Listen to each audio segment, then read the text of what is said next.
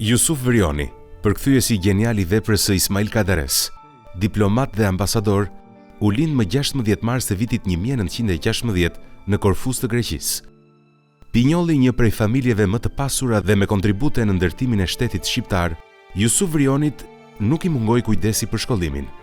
Ai pati fatin qysh në moshën 9 vjeçare të binte në kontakt me kulturën franceze pas emërimit në vitin 1925 të babait të tij, Ilias Bey Vrioni, si ministër i plotfuqishëm në Paris. Kështu që, pothuaj, të gjithë arsimimin Jusuf Vrioni e mori në Paris, duke përfunduar shkollën e studimeve të larta tregtare si dhe Institutin e Studimeve Politike.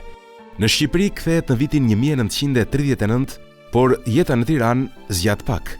Duke qenë se i vllai emërohet me punë në Ministrinë e Punëve të Jashtme të Mbretërisë Italiane, Jusufi e shoqëron me qëllimin për të vazhduar studimet e lëna përgjysmë në Francë. Jusuf Vrioni rikthehet në Tiranë më 1943, duke zgjedhur të bëjë rolin e një intelektuali të papërfshirë në konfliktet e rrymave politike për pushtet. Gjithsesi, në shtator 1947, komunistët që shihnin te ai pasardhësin e një familje të pasur që dikur mbështeste monarkinë, e listojnë si kundërshtar duke e arrestuar pas akuzave false, sipas të cilave ishte agent i spionazhit francez. I dërguar në qelitë e nënveshme të burgut të vjetër të Tiranës, të cilat në kujtimet e tij i quan paradhoma të vdekjes, Jusuf Vrionin e torturojnë mizorisht. Madje gjatë izolimit prej 2 vitesh e gjysmë, në një rast, ai tenton t'i jap fund jetës duke prerë damarët. Jusuf Vrioni dënohet me 15 vjet burg dhe punë të detyrueshme më 29 qershor 1950 dhe e përfundon dënimin 8 vite më pas, më 1958.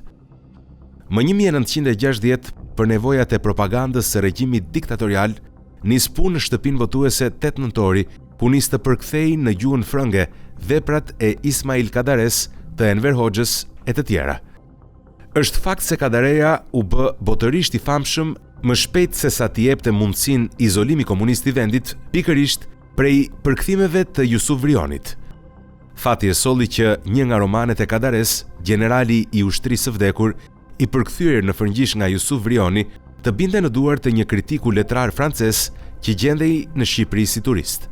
Francezi e lexon romanin gjatë ditëve të qëndrimit në Shqipëri dhe e kupton se kishte zbuluar një xhevair, jo vetëm të shkruar mjeshtërisht, por edhe të përkthyer në të njëjtin nivel.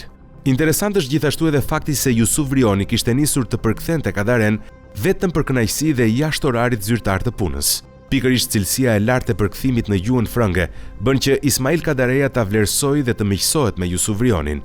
Madje Kadareja, me qëllim që t'i lehtësonte sadopak jetesën, nis ta mbaj afër, duke e ftuar në takime zyrtare, pa marrë parasysh të kaluarën e tij politike dhe mosaprovimin e pushtetit të kohës. Fal cilësive së përkthimeve si dhe miqësisë me Kadaren, në fund të viteve 80, Jusuf Vrioni nis të gëzojë famën e një përkthyesi të jashtëzakonshëm në qarqet intelektuale dhe artistike të kryeqytetit. Pas rrëzimit të sistemit komunist, Jusuf Vrioni angazhohet në qarqet e shoqërisë civile dhe për një kohë shërben si kryetari i Komitetit të Helsinkit për të drejtat e njeriut.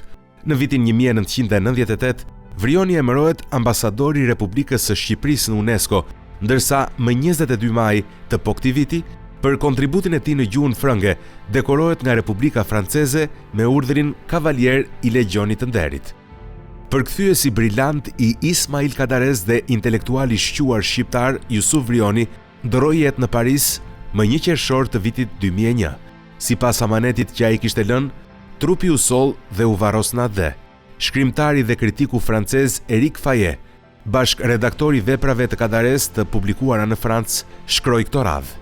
Amaneti i fundit i shqiptarit dhe intelektualit erudit, evropianit të shquar të shekullit që sa kaloi, njeriut që ja doli mban të kalonte nga Karibda në Shilla, mjeshtrit të talentuar të gjuhës së Balzacut e Baudelaire-it. Përkthyesi të madh të Kadares ishte të prej përfundimisht në vendin e tij, në Shqipëri, aty pranë varrit të Sëmës, e cila e kishte dashur aq shumë.